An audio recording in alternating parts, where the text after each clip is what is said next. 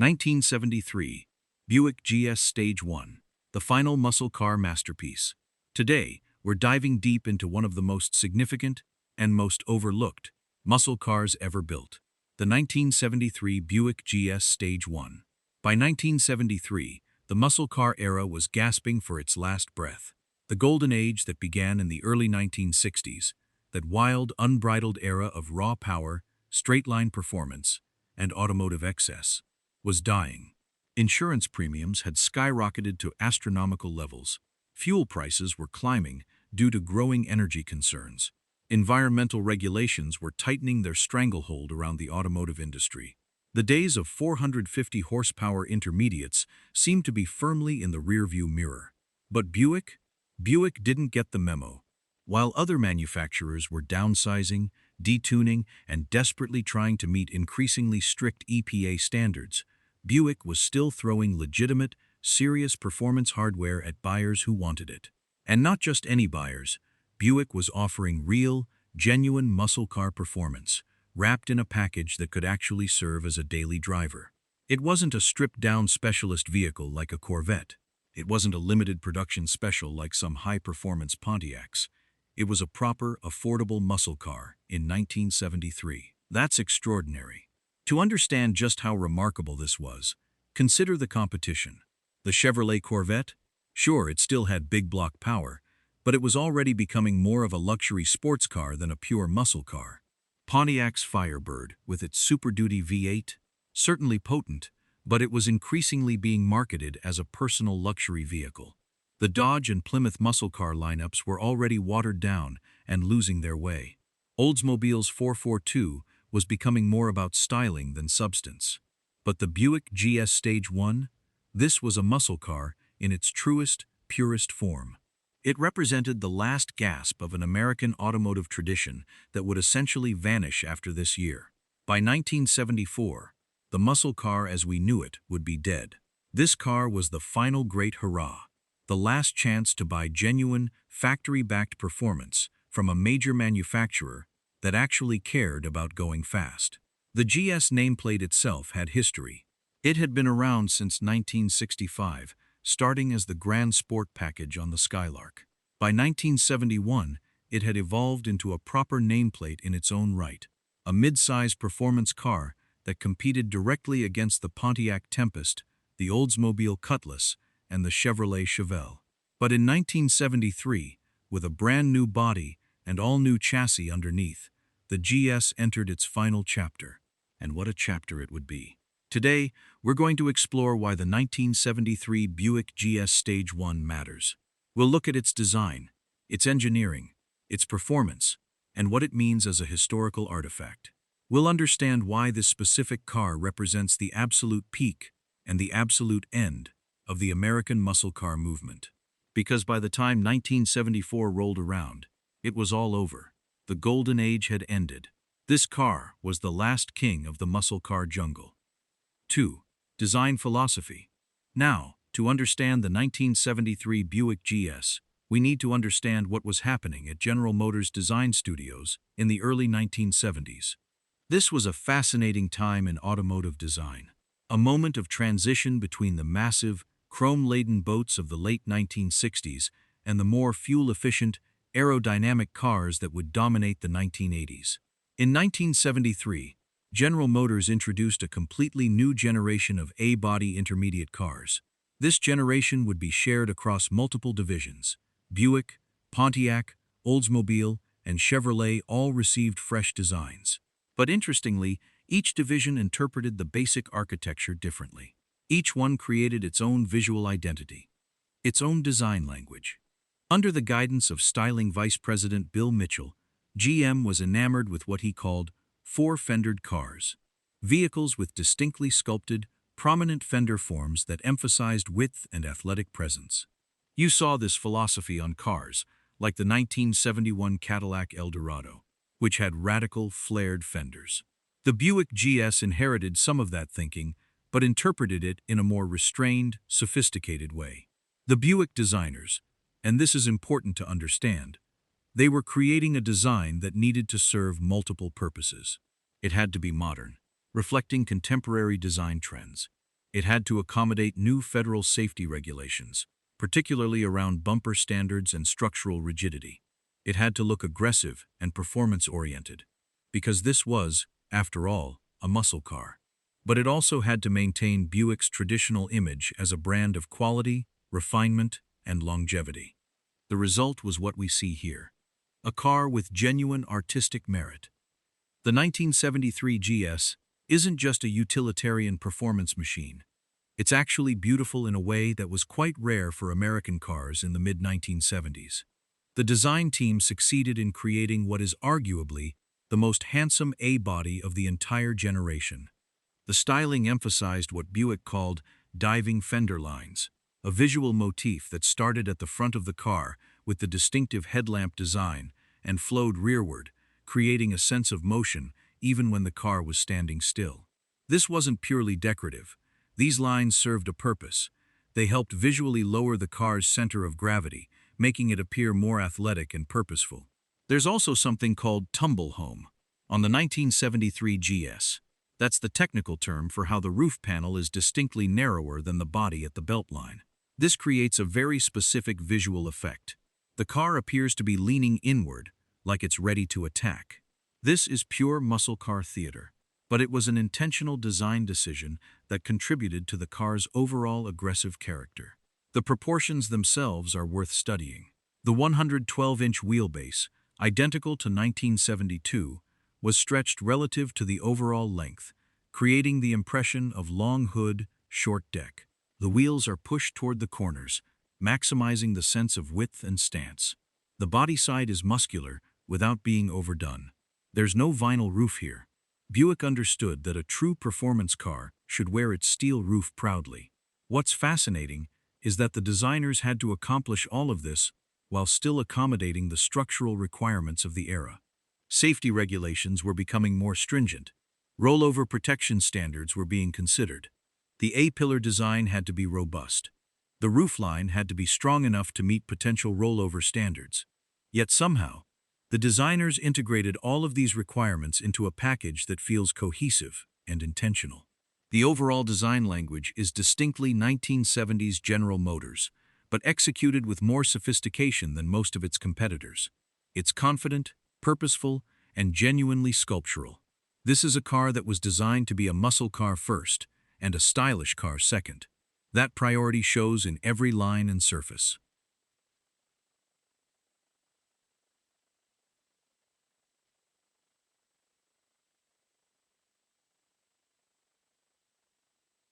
Three.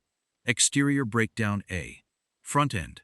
Let's start at the front, because the front end of the 1973 Buick GS is genuinely distinctive. You're immediately confronted with this bold, powerful design that screams performance. The 1973 model year mandated the new 5-entos impact bumper, a federal requirement that manufacturers had just started implementing. Rather than trying to hide it or apologize for it, Buick designers incorporated it into the overall design. The bumper is substantial, yes, but it's integrated as part of the overall frontal design rather than appearing as an afterthought or an ugly addition. Notice the headlamp design. Single headlamps on each side, set into a distinctive surround. The headlamps themselves sit quite proud of the header panel. They're not recessed or hidden, but rather highlighted as a design element. Flanking the headlamps are circular turn signal and parking lamp units. This arrangement creates a distinctive face for the car, something that's unmistakably Buick, yet modern and purposeful. The designer's intention here was to create a sense of forward motion and aggression. The upper portion of the header panel extends slightly beyond the lower portion, creating what designers call posture. It makes the car look like it's leaning forward, ready for action, even when it's parked. This is pure theatrical design, but it's executed brilliantly. Below the headlamps are substantial grille openings, both above and below the bumper. These aren't just for show. A 455 cubic inch V8 produces tremendous heat, and those grille openings are engineered to provide adequate cooling. The crosshatch pattern of the grille has a functional appearance that reinforces the performance theme. The fender form itself is critical to understanding the GS's design. The fenders have substantial volume. They're not flat or timid. There's a pronounced bulge around the wheel opening, emphasized by the diving line that flows from the top of the fender. This line doesn't just sit on the surface, it actually sculpts the metal, creating genuine three-dimensional form. The overall front-end treatment is bold without being crude, it's aggressive without being ugly. It successfully communicates that this is a performance vehicle, while still maintaining a level of design sophistication that elevates it above mere function. B. Body side. Moving along the side of the vehicle, the design story continues.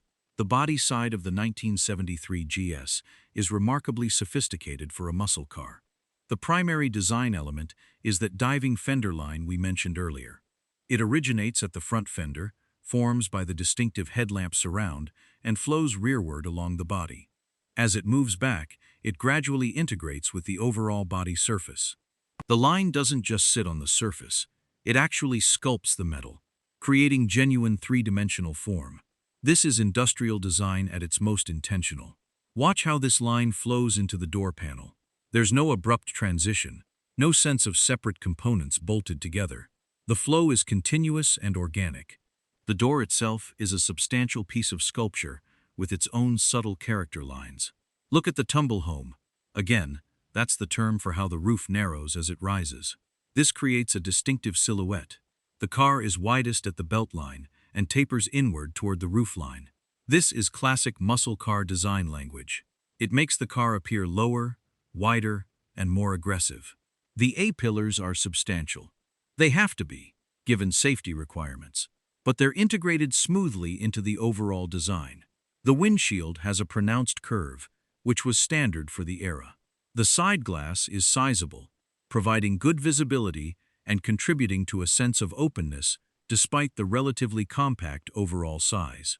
One distinctive Buick feature is the treatment of the lower body. Rather than running a continuous character line, Buick designers chose to let the tumble home do the visual work. The body tucks in at the lower area, creating a subtle sense of muscularity without overdoing the surface complexity. There's also no side chrome trim here. This isn't a luxury car trying to dress itself up with bright work. The body side is allowed to speak for itself, with clean surfaces and intentional design lines that create visual interest and sculptural quality. The overall body side communicates athleticism. It looks like it's ready to perform, even at rest. The proportions, long hood, relatively short deck, wheels pushed toward the corners, all contribute to a visual sense of performance capability. See side profile. Stepping back and looking at the overall side profile of the 1973 GS, we see something quite special. This is the view that tells you everything about the car's character and purpose. The stance is athletic. The wheels are pushed toward the corners, with significant amounts of body overhang front and rear. This was by necessity rather than choice. Federal regulations on bumper size and structural considerations required substantial overhang, but the designers managed to integrate it so it appears intentional. The quarter panel is notably muscular. There's a pronounced bulge around the wheel opening, emphasized by a subtle crease line that rises from the door and peaks above the wheel arch. This line gives the quarter panel tremendous visual presence. It makes the car look wider, lower, and more powerful than it actually is. The greenhouse, the glass area, is substantial. The rear quarter glass is particularly notable. Rather than shrinking the glass to make room for a thick C-pillar, Buick designers opted for a larger rear quarter window. This creates several benefits: better visibility from inside the car, a sense of openness to the design, and visual lightness despite the structural requirements. The B-pillar is appropriately thick. This was an era when safety engineers were concerned about rollover protection, so thicker B-pillars became standard. Buick integrated this structural reality into the design, so it appears intentional rather than awkward. The overall profile communicates several things simultaneously. It's muscular and athletic, quarter panel bulge. It's modern and contemporary, greenhouse proportions, and it's purposeful and intentional, overall proportions. The 112-inch wheelbase might seem short by modern standards, but in this view, it appears perfectly balanced. The long hood, short deck proportions are classic muscle car language. There's also something about the side profile that communicates quality and substance. This isn't a flimsy, lightweight design. The body panels are substantial, The overall construction appears solid, and there's a sense of heft that suggests durability and engineering. This is a car that could be recognized from a silhouette alone. The profile is distinctive, memorable, and unmistakably muscular. D. Rear end.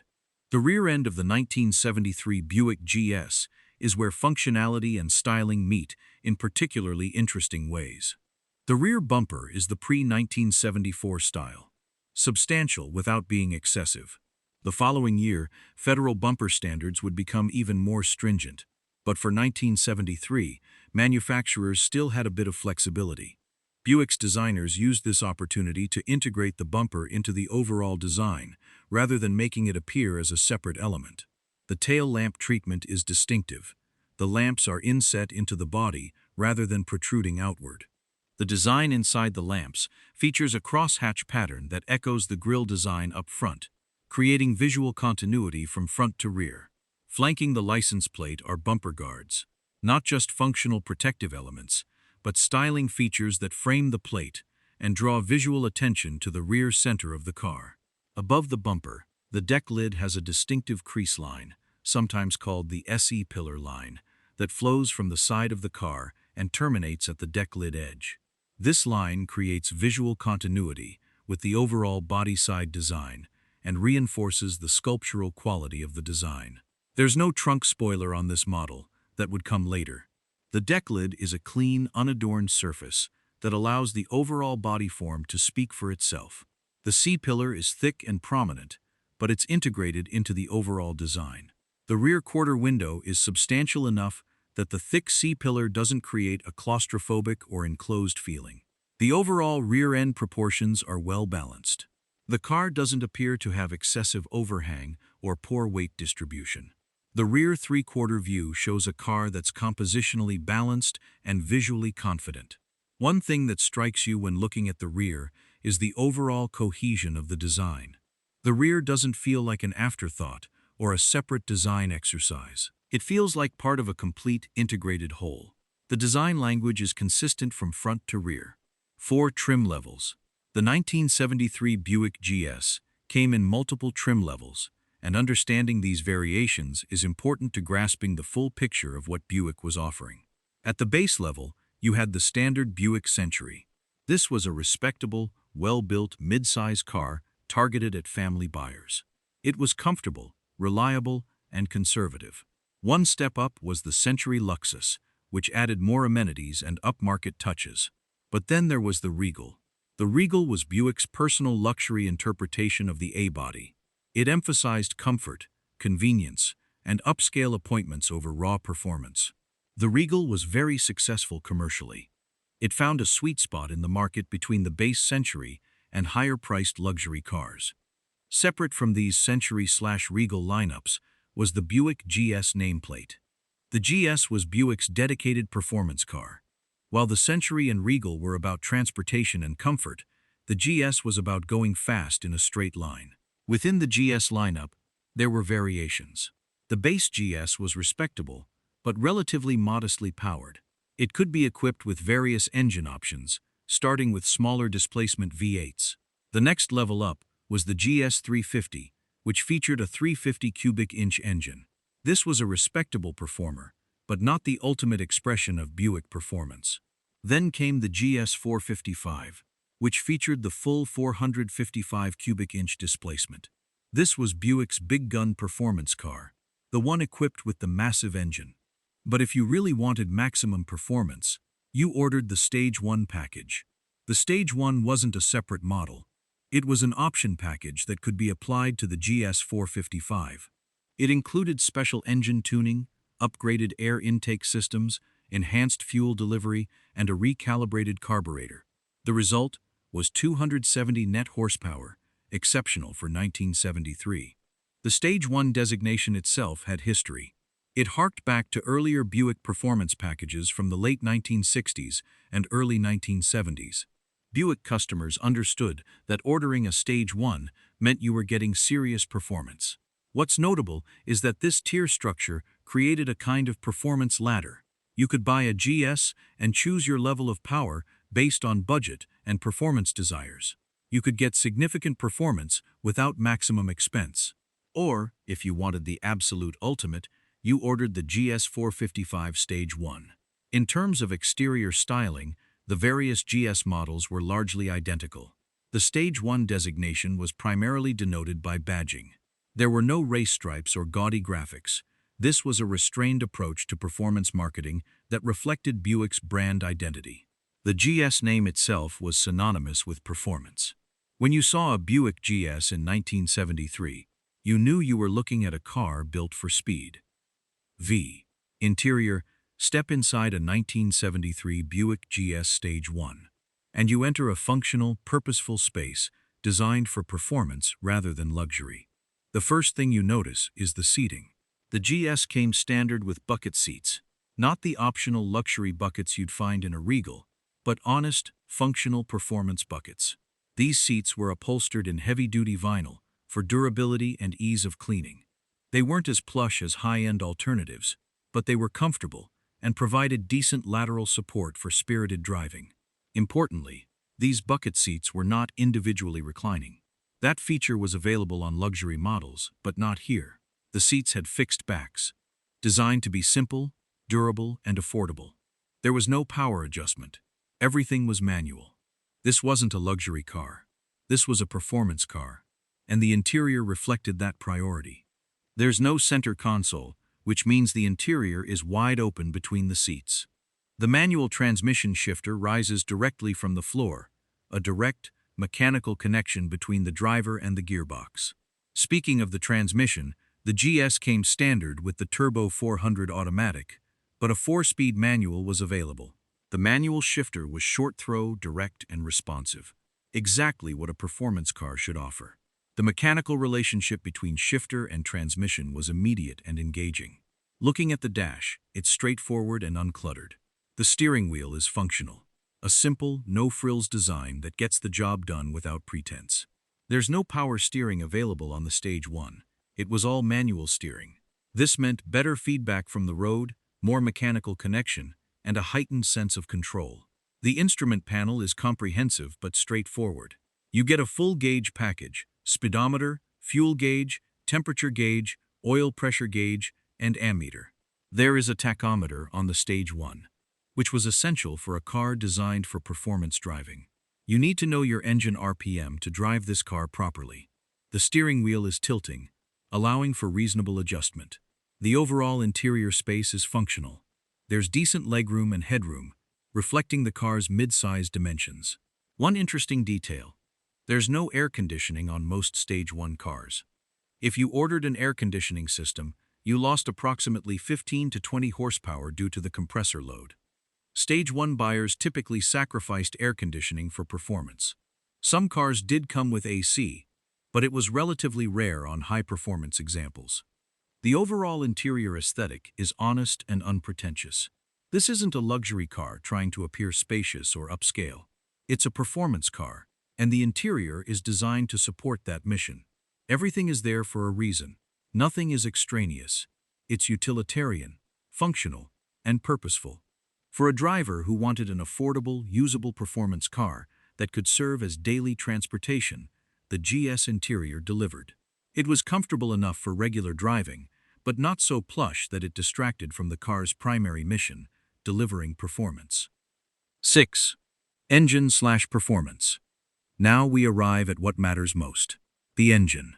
The 1973 Buick GS Stage 1 was powered by Buick's legendary 455 cubic inch V8. To understand what made this engine special, we need to understand the state of the muscle car world in 1973. By this point, environmental regulations were severely limiting what manufacturers could do with engines. The first Clean Air Act had been passed in 1970, and EPA standards were tightening each year. Most manufacturers were scrambling to meet these requirements while maintaining some semblance of performance. But the Buick 455 was different. It was an engine designed in an earlier era, when horsepower and displacement were priorities. And because of its size and thermal efficiency, it could still deliver impressive performance even in the face of new regulations. The standard 455 in a GS produced 225 net horsepower, That alone was impressive for 1973. Many competitors were struggling to produce 150 or 200 horsepower from their biggest engines. 225 was serious. But if you ordered the Stage 1 package, everything changed. Stage 1 added special internal modifications, different valves, reground camshaft, optimized ports, revised carburetor tuning, and a complete intake and exhaust system designed for maximum flow. The result was 270 net horsepower. Let that sink in for a moment. In 1973, when EPA regulations were designed to eliminate powerful engines, a Buick delivered 270 horsepower. That's not just impressive, it's extraordinary. To put this in perspective, let's look at the competition. The Pontiac Super Duty engine of the same year produced 290 horsepower, only 20 more than the Buick Stage 1. The Chevrolet Corvette 454 of 1973 produced 275 horsepower, only 5 more. Think about that. A mid-size Buick sedan could match the power output of the flagship Corvette. That's remarkable. The Stage 1 engine also featured distinctive intake design, a dual snorkel cold air induction system that drew cooler air from outside the engine bay, improving combustion efficiency. The exhaust system was dual pipe, optimized for flow and performance. The transmission was typically the Turbo 400 automatic, which was a solid, responsive unit. But if you wanted a more direct connection, you could order the manual 4-speed. The combination of a 455 Stage 1 and a 4-speed manual was about as raw and honest as American performance cars got in 1973. The engine bay itself was meticulously designed. Buick included a modular fan shroud assembly that combined the cooling fan, overflow bottle, and washer fluid reservoir into a single integrated unit. This was early modular design thinking, integrated systems that improved assembly efficiency and packaging effectiveness. The cooling system had to be substantial. A 455 at full throttle produces tremendous heat. Buick engineered a robust cooling system with a large radiator and properly designed airflow paths through the engine bay. What's fascinating about the 455 Stage 1 is that it wasn't just about raw horsepower numbers. The engine actually delivered real-world performance. This wasn't a car that looked fast on paper, but felt slow in person. The 455 provided genuine pulling power across the entire RPM range. From 2,000 RPM in the mid-range to 5,000 RPM at the top of the envelope, this engine produced usable torque. The Stage 1 could accelerate from 0 to 60 in approximately 7.5 seconds, achieving a quarter mile in approximately 15.5 seconds. These numbers were competitive with the fastest muscle cars of the early 1970s. Not the absolute fastest, but certainly among the elite. What made this performance more impressive was context. By 1973, manufacturers were struggling. Displacement was being reduced. Horsepower was being slashed. Emissions controls were robbing engines of power. In this environment, Buick's refusal to compromise, their determination to deliver genuine performance, was remarkable. The 455 Stage 1 wasn't the fastest, biggest, or most powerful engine in the world. But in 1973, in the context of federal regulations designed to eliminate power, it represented an extraordinary engineering achievement. This engine was the last gasp of the muscle car era, proof that American engineers could still deliver performance even in increasingly constrained circumstances. Closing call to action. We've covered a lot of ground today. We've explored the design of the 1973 Buick GS Stage 1, from the distinctive front end through the athletic side profile to the powerful rear. We've examined the interior, practical and purposeful. We've delved into the legendary 455 Stage 1 engine and what made it special. But ultimately, what does all of this mean? Why should we care about a car that's now 50 years old, that most people have probably never even heard of? Because the 1973 Buick GS Stage 1 represents something crucial in automotive history. It represents the last moment when it was possible to buy genuine, factory-backed, serious muscle car performance from a major American manufacturer. After this year, the golden age was over. Horsepower numbers would plummet. Displacement would shrivel. Performance cars would evolve into something fundamentally different.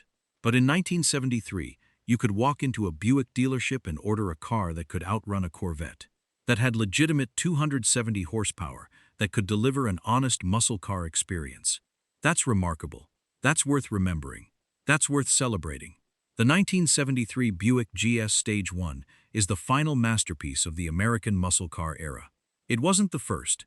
It wasn't the most powerful. It wasn't even the fastest. But it was the last. And last can be just as important as first. This is a car that deserves to be remembered. It deserves to be studied. It deserves to be driven. Because when automotive historians look back at this era, they'll see that Buick, of all manufacturers, managed to deliver one final brilliant statement before the sun set on muscle cars forever. So, what do you think? Do you have appreciation for the muscle cars of this era? Have you ever driven a 1973 Buick GS? Do you think this car deserves to be remembered alongside the legendary Chevelles, Pontiacs, and Dodges?